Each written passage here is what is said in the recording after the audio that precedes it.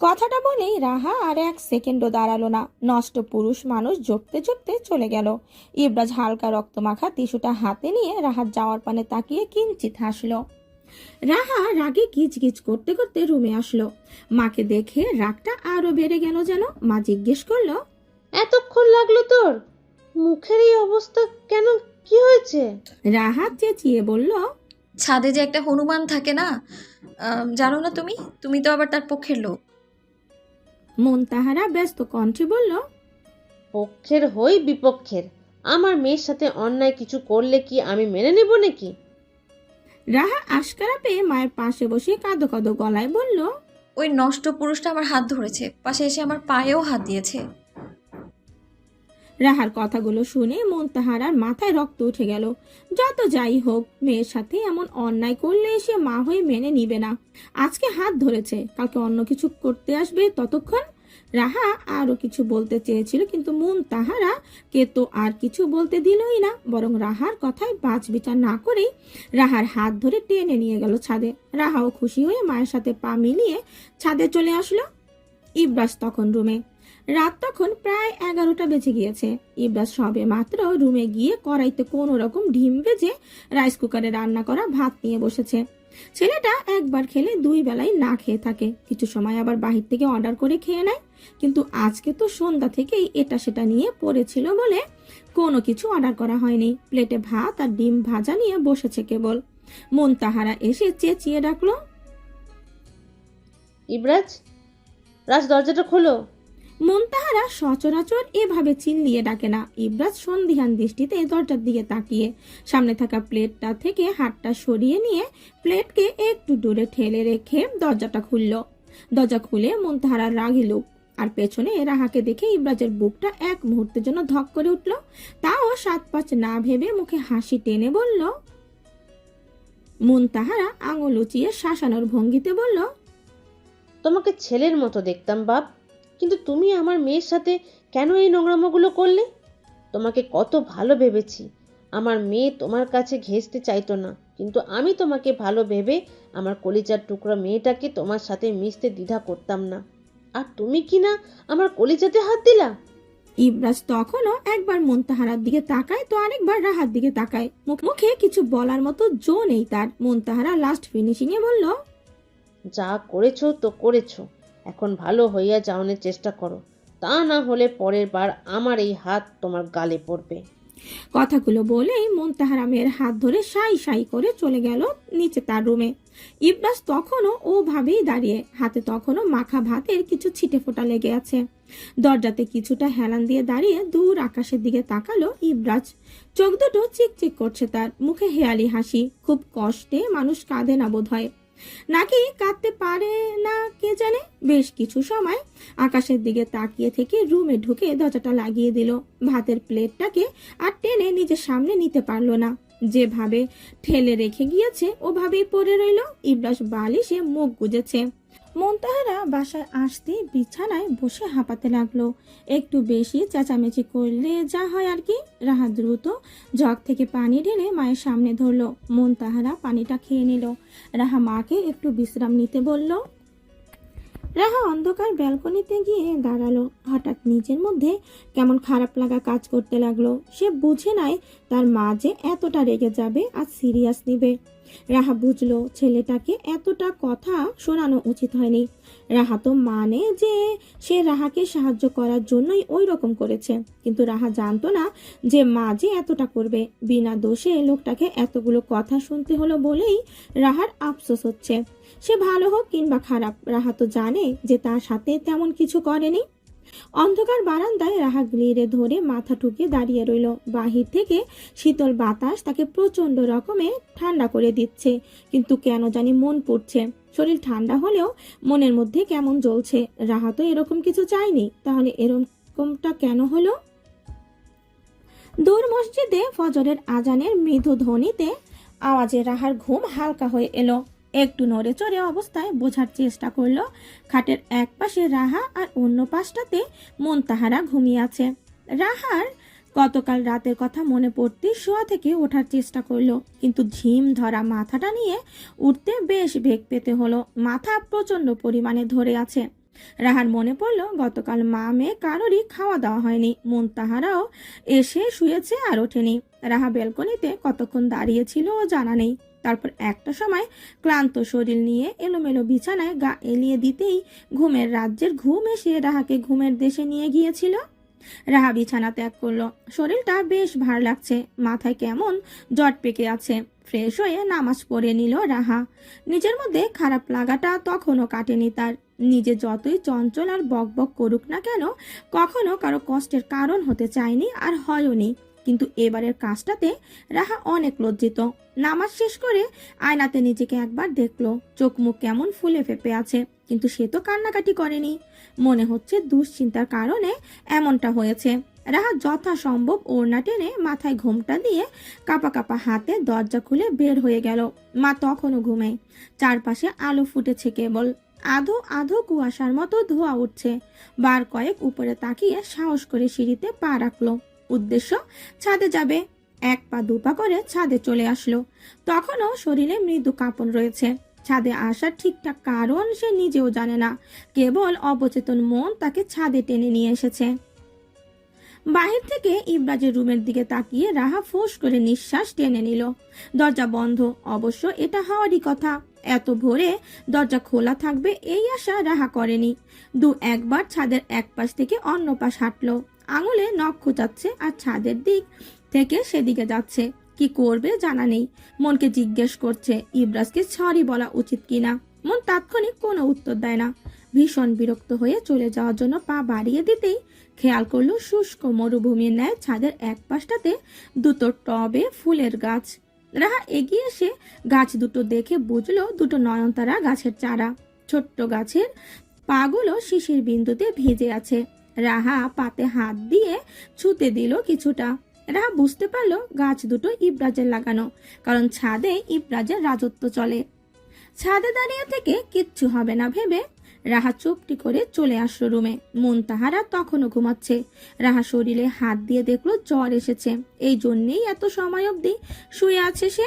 তা না হলে এত সময় শুয়ে থাকা মুনতাহারা রাহা কি করবে বুঝতে না পেরে একটা রুমাল ভিজিয়ে এনে কপালে পানি পট্টি দিয়ে দিল। জ্বরটা এতটাও বেশি না, কেমন ঝিমিয়ে আছে মনে হচ্ছে। ভেজা কাপড় দিয়ে হাত বা মুখ মুছে দিল।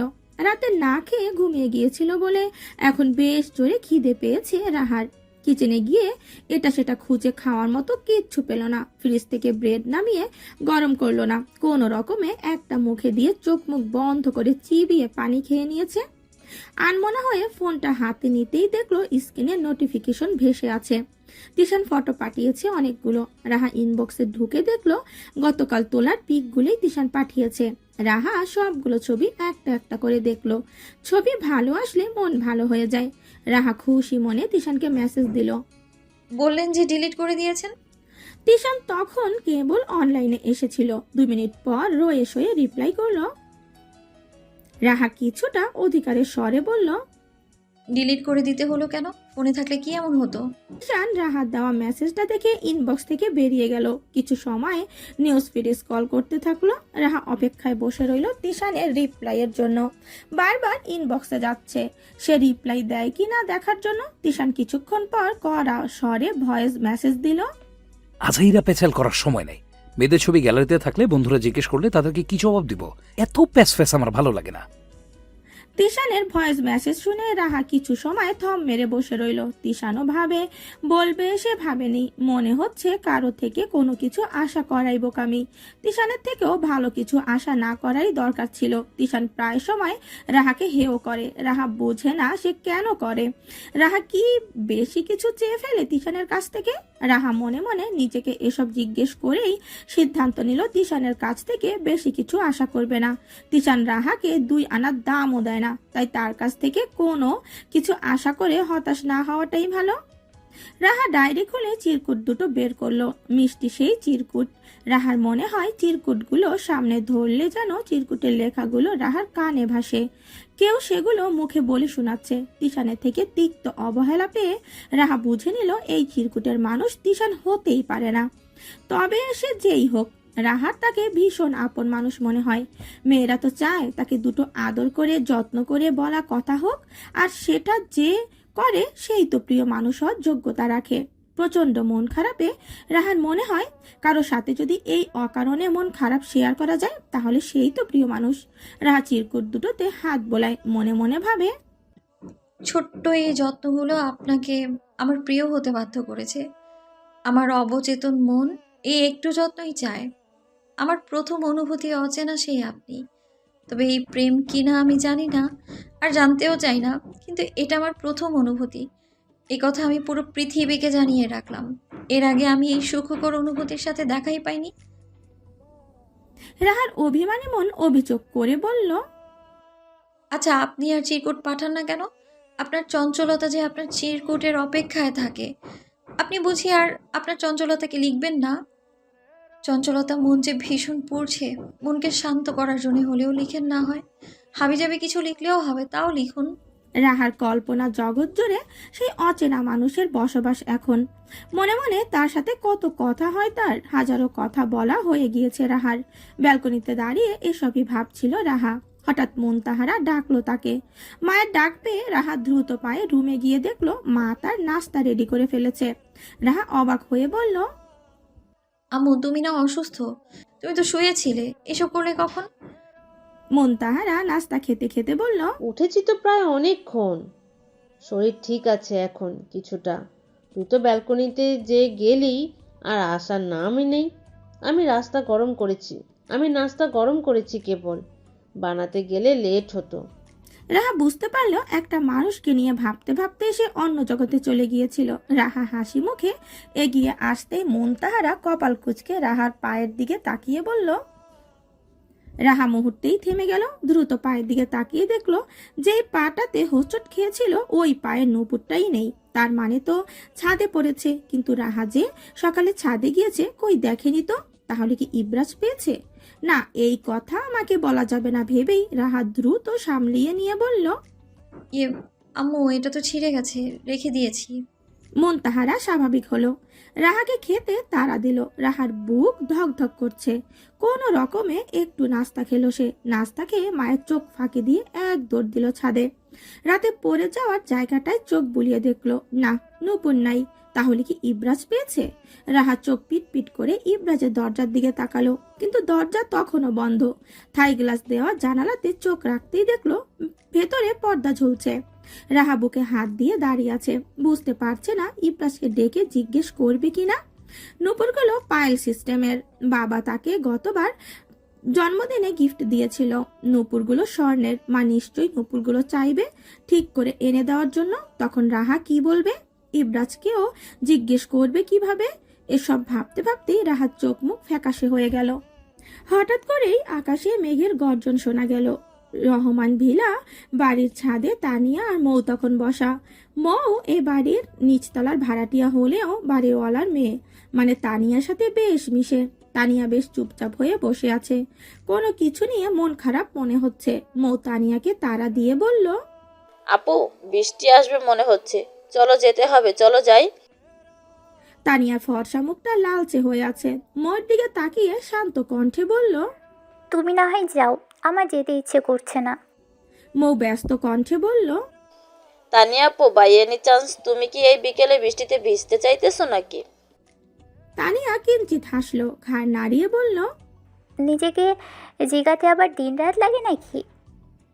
মৌ নখ কামড়ে তানিয়ার দিকে প্রশ্নাত্মক দৃষ্টিতে তাকিয়ে রইল। তানিয়া মৌর এমন হাব ভাব দেখে গাল ভরে হেসে বলল, নিজেকে ভেজাতে আবার দিনরাত লাগে নাকি? তুমিও না মৌ, একেবারে কাঁচা সব কিছুতে। আমাদের রাহা হলে এতক্ষণে বুঝে যেত তার তানিয়াপুর মন খারাপ। তানিয়ার কথায় মৌয়ের মুখটা ফ্যাকাশে হয়ে গেল। তার মানে মৌ কারো মন পড়তে পারে না। তানিয়া আপুকে এটাই বোঝাতে চাইলো। কথাগুলো মনে মনে বিড়বিড় করতে লাগলো মৌ। তানিয়া এবার মৌকে থামিয়ে দিয়ে বলল, হয়েছে বেচারা মৌ, তোমাকে আর এত কষ্ট করে রিডিং পড়ার মতো আমাকে পড়তে হবে না। পরে দেখা যাবে দাঁত থাকবে না একটুও মুখে। মৌ হাসলো তানিয়ার কথায়। তানিয়া নিজেকে স্বাভাবিক করার চেষ্টা করে বলল, চলো তাহলে চলে যাই। মৌ আর তানিয়া ছাদ থেকে রুমের উদ্দেশ্যে পা রাখলো। আকাশের অবস্থা খুব খারাপ, মনে হচ্ছে বেশ জোরে সোরে বৃষ্টি নামবে। আজ সকালেই মিস্টার অসিউল রহমান বাসায় এসেছে। সেই থেকে তিশানের মন খারাপ। তার বাবা বাসায় আসা মানে তাকে ঝাড়া, কাজের জন্য তাকে ঝাড়তেই থাকে। তিশানের সেই একই কথা, তার এখনো সময় হয়নি কোনো কিছু করার মতো। আর সে করলে অবশ্যই শিক্ষকতা করবে, তাছাড়া অন্য কোনো কিছুতে করবে না। কিন্তু মিস্টার অসিউল রহমান ছেলেকে তার ব্যবসায় বসাতে চায়। তিশান বাধা দিয়ে বলে, আপনি তো কাজের জন্য সপ্তাহে একদিনও বাসায় থাকতে পারেন না, আবার সেই একই কাজে আমাকেও আমার ফ্যামিলি থেকে আলাদা করতে চান, যেটা আমি কখনোই করব না। প্রতিবারের মতো এবারও এসব নিয়ে ঝামেলা হয়ে গিয়েছে। ঠিক এ কারণেই তো সকাল থেকে তিশানের মেজাজ খারাপ। সে খারাপ মেজাজের শিকার রাহাকেও হতে হয়েছে। তিশান রাহার ওপর রাগটা ঝেড়েছে। তানিয়া ছাদ থেকে এসে ভাইয়ার রুমে গিয়ে বলল, বাবার বকাতে তুমি এখনো গাল ফুলিয়ে রেখেছো ভাইয়া। তিশান তখন কোলের উপর ল্যাপটপ নিয়ে 2 হাত কিবোর্ডে দ্রুত চালাচ্ছে। তানিয়ার কথায় কপাল কুঁচকে বলল, সমস্যা কি? আমার মাথা না খেলে তোদের ভালো লাগে না? কারো রুমে আসতে হলে অনুমতি নিতে হয়তো নাকি? তানিয়া হাসলো, এগিয়ে গিয়ে বিছানায় বসলো। সে জানে রাগের সময় তার ভাইয়ের কথার ধরন খুবই বাজে থাকে। সে কাকে কি বলে ফেলে সেটা ঠিক ঠিকানা নেই। তানিয়া আর তার মা এসবে অভ্যস্ত। তানিয়া আয়েশ করে বলল, এ মা, অনুমতি আবার কি জিনিস? তিশান জানে তার মন খারাপের সময় বোন তাকে খোঁচাতে আসে। তিশান আরো কড়া কড়া কথা শুনিয়ে দিলেও তানিয়ার একটু রাগ লাগে না, বরং সে আরো বেশি খোঁচাতে থাকে। তিশান তানিয়াকে প্রতি উত্তর না দিয়ে ল্যাপটপের দিকে স্থির দৃষ্টি দিয়ে রেখেছে। তানিয়া ফের বলল, ভাইয়া, তোমার তো ফাইনাল এক্সাম শেষ। মাস্টার্সে অ্যাডমিশন নেওয়ার আগ পর্যন্ত না হয় বাবার কথা মতো ব্যবসাতে জয়েন করো, তারপর তোমার একটা গতি হয়ে গেলেই চলে আসবে। তিশান কড়া দৃষ্টি দিল তানিয়ার দিকে, কঠিন গলায় বলল, তোর বাপ একবার ব্যবসায় ঢোকাতে পারলে জনমেও আর বের হতে দেব না। আর এই, আমার গতি হোক মানে কি রে? হ্যাঁ, আমি কোচিং সেন্টার চালাচ্ছি না? আমার যত টাকা ইনকাম সেটা কোনো প্রাইভেট প্রতিষ্ঠানের কর্মকর্তাও পায় না। হাসছে আমার গতি করতে। বেশি উঠলে তোর বিয়ে দিয়ে গতি করে দেবো বলে দিলাম। তানিয়া তিশানের প্রথম কথাগুলোতে হাসলেও বিয়ের কথাটাতে এসে মুখের হাসিটা মিলিয়ে গেল। চুপটি করে বসে থেকে উঠে চলে আসতেই তিশান ডেকে বলল,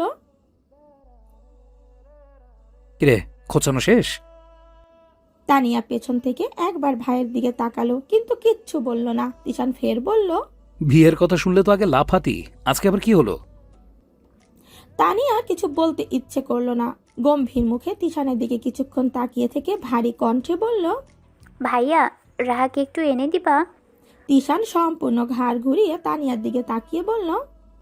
ওইটারে দিয়ে তুই কি করবি? তানিয়া শুকনো ঠোঁট ভিজিয়ে বলল, ওকেই আমার দরকার।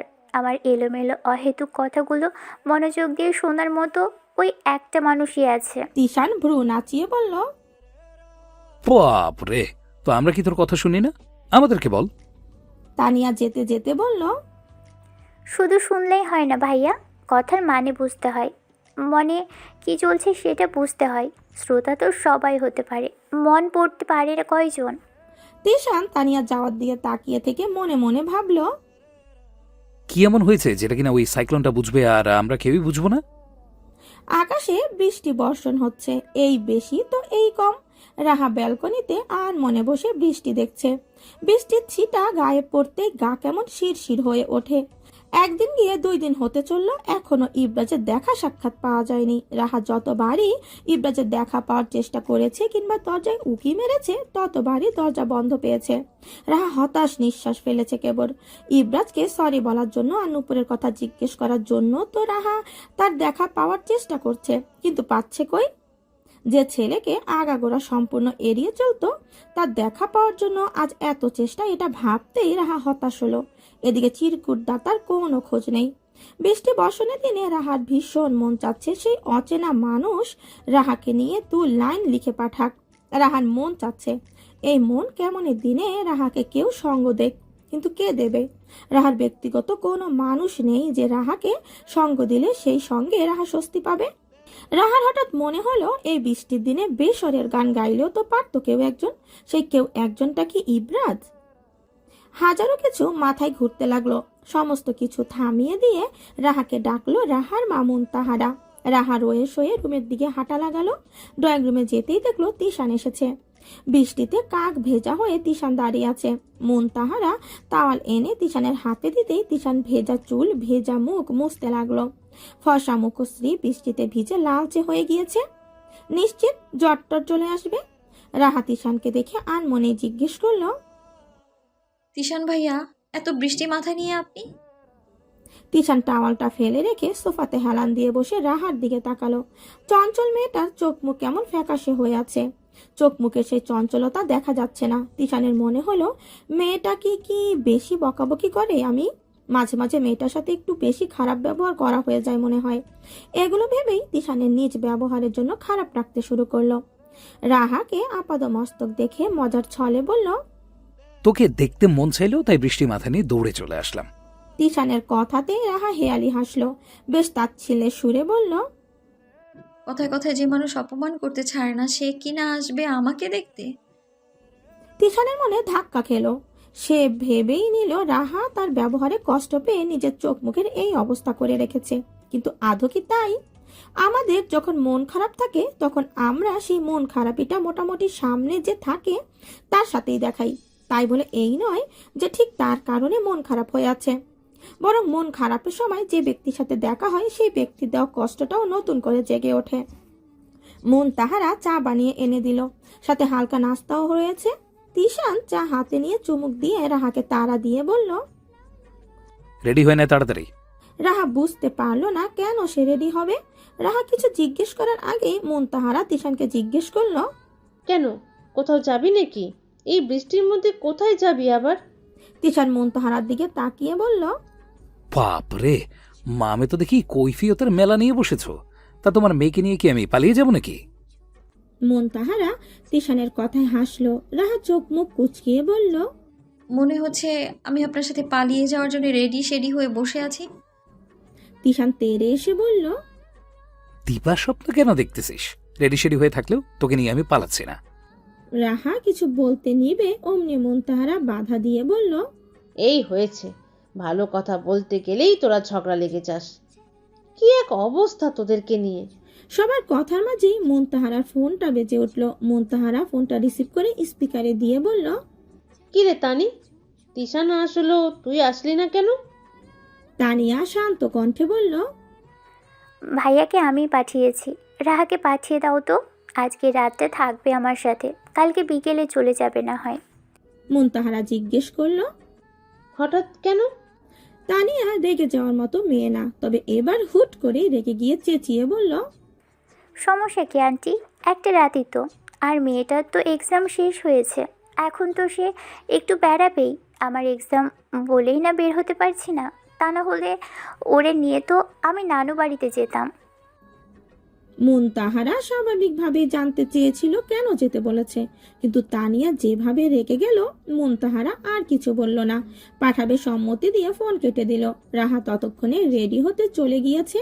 মুনতাহারা তিশানকে জিজ্ঞেস করলো, তানিয়ার কিছু হয়েছে নাকি? তিশান আয়েশ করে উত্তর দিল, হয়েছে, তবে কি হয়েছে সেটা নাকি আমাদেরকে বলবে না, তোমার মেয়েকে বলবে। তাই তো তোমার মেয়েকে নিতে পাঠালো। কথা শেষ করতে করতেই রাহা রেডি হওয়া শেষ। রাহা রেডি হয়ে আসতেই তিশান তাড়া দিয়ে মুনতাহারাকে বলল, আন্টি গেলাম তাহলে, একটু পর সন্ধ্যা হয়ে যাবে। মুনতাহারা দরজা অব্দি গেল রাহা আর তিশানের সাথে। তিশান আগে আগে বের হয়ে গিয়েছে। মুনতাহারা দরজার কাছে আসতেই রাহা ফের রুমে দৌড়ালো। কিছু একটা নিতে ভুলে গিয়েছে, সেটা নিতেই। মুনতাহারা দরজা হতে চলে আসলো। রাহা বের হতেই মুনতাহারা ভেতরে চলে গেল। রাহা নামতে যাবে অমনি কি মনে করে ছাদের দিকে তাকালো। কেন জানি মনে হচ্ছে ইবরাজ হয়তো ছাদে। রাহা অস্বস্তি নিয়ে নিজ শক্তি আসলো। উপরে তাকাবে তাকাবে বলেও তাকাচ্ছিল না। শেষমেশ না পেরে রাহা উপরের দিকে তাকালো। ঠিক রাহার বরাবর ইবরাজ দাঁড়িয়ে আছে। রাহা আর ইবরাজ চোকাচোকি হতেই রাহা থমকালো। ইবরাজকে কেমন বিধ্বস্ত লাগছে। রাহা তাকিয়ে থেকেই ভাবলো কি সমস্যা এই ছেলেটার, ওরে এখনো কেন এমন লাগছে। রাহার কেমন লাগছিল, আর ইবরাজের সাথে তো রাহার কথা বলাও দরকার। রাহার ইচ্ছে করছিল দৌড়ে ছাদে চলে যেতে, কিন্তু তিশান। রাহা ইবরাজের দিকে তাকিয়ে থেকেই ঠোঁট নাড়িয়ে বলল, সরি। ইবরাজ কতটুকু কি বুঝলো রাহা জানে না। ফর্সা লম্বা সৌন্দর্য ছেলেটাকে প্রচন্ড এলোমেলো লাগছে। রাহা বেশিক্ষণ তাকিয়ে থাকতে পারলো না। রাহাকে তাড়া দিয়ে তিশান ডাকলো, কিরে আসবি? রাহা গেটের বাইরে একবার তিশানের দিকে তাকালো, ফের ইব্রাজের দিকে তাকিয়ে দেখলো ইব্রাজ তখনও রাহার দিকে তাকিয়ে আছে।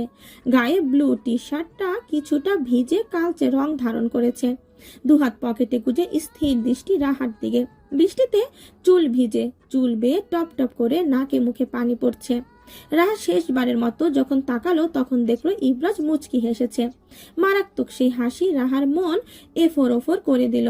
রাহার নিজেকে বিশ্বাস হচ্ছে না, এই কি সেই রাহা যে কিনা এই মানুষটাকে এত এত ইগনোর করেছে? আর সেই নষ্ট পুরুষের হাসিতে রাহার হৃদয় ঝড় উঠে গেল যেন। রাহার ইচ্ছে করেছে 1000 বছর ধরে সেই হাসি দেখতে চায়, কিন্তু কিন্তু তিশান যে রাহার অপেক্ষায়। রাহাকে যে যেতেই হবে। রাহা 1 পা 2 পা করে ইব্রাজকে পেছনে ফেলে দিয়ে তিশানের দিকে এগোচ্ছে, কিন্তু মন ইব্রাজকে টানছে। হঠাৎ রাহার হাতে টান পড়তেই রাহার সম্মতি ফিরে এলো। রাহার মাথায় প্রচন্ড ব্যথা শুরু হলো। তিশান তাড়া দিয়ে বলল গাড়িতে উঠতে। মৃদু বৃষ্টির ফোঁটায় ততক্ষণে রাহা অনেকটা ভিজে গেছে, আর ওদিকে ইব্রাজ স্ব ইচ্ছায় নিজেকে ভিজাচ্ছে। এ যেন ইব্রাজের বিজয়ের উল্লাস। চুল থেকে শুরু করে প্রশস্ত বুক সবটাই বৃষ্টিতে ভিজে গিয়ে মনে হচ্ছে খাকা মরুভূমিতে একখণ্ড শান্তির প্রলেপ। ইব্রাজ তখনও শূন্যের দিকে তাকিয়ে। রাহা নিজের মধ্যে নেই তখন, সে আছে তিশানের সাথে, কিন্তু মন ইব্রাজের সাথে। এ কেমন অমিল! শূন্যে তাকিয়ে ইব্রাজ গান ধরল। আকাশ যেন রাগের তোলপাড়, এক টুকরো আলো খুঁজে পাওয়া যায় না, কুয়াশার ঢাকা আকাশ, অন্ধকার যেন পৃথিবীটাকে এক টুকরো কবরের মতো পেঁচিয়ে রেখেছে। বৃষ্টি শুরু হয় মৃদু, কিন্তু কিছুক্ষণের মধ্যে তা হয়ে ওঠে প্রবল গগনবিধারী বজ্রপাতের সাথে। বজ্রের গর্জন মাটির গভীরতা পর্যন্ত কাঁপিয়ে দেয়। রাহা তিশানের সাথে বাসায় এসে পৌঁছেছে অনেক হয়ে গিয়েছে। তানিয়া রাহাকে পেয়ে রাহাকে নিয়ে রুমে ঢুকে দরজা আটকিয়ে দিয়েছে। রাহা বুঝতে পারলো তানিয়া তাকে কিছু বলবে। রাহা নিজেকে ধাতস্থ করে তানিয়াকে আলতো ছুঁয়ে জিজ্ঞেস করলো। তানিয়া হু হু করে কেঁদে দিল। এখন আর নিজেকে আটকে রাখতে পারলো না। রাহা জানে কি হতে পারে, তাই তানিয়াকে আর বেশি কিছু জিজ্ঞেস না করে আলতো করে জড়িয়ে ধরে পিঠে হাত দিয়ে সান্ত্বনা দেওয়ার চেষ্টা করলো। তানিয়ার কান্নার বেগ বেড়ে গেল। রাহা নিজের মনে পাহাড় সমান অশান্তি নিয়ে তানিয়াকে বুকে নিয়ে সান্ত্বনা দিচ্ছে ভেবেই মনে মনে তাচ্ছিল্য হাসল। তানিয়ার কেঁদে কেটে হেঁচকি উঠে গেল, ভাঙা গলায় বলল, সে আমার সাথে কি করে পারলো এরকমটা করতে বলতো রাহা? পুরুষ মানুষ কিভাবে এত নিষ্ঠুর হতে পারে? রাহার এবার বুঝতে অসুবিধা হলো না যে ঠিক কি হয়েছে। তানিয়ার বয়ফ্রেন্ড সাজিদ, যার সাথে তানিয়ার রিলেশন প্রায় 3 বছরের। রাহা তাদের সম্পর্কে সবকিছুই জানে। সামান্য ঝগড়া হলেও তানিয়া রাহাকে না জানিয়ে থাকে না।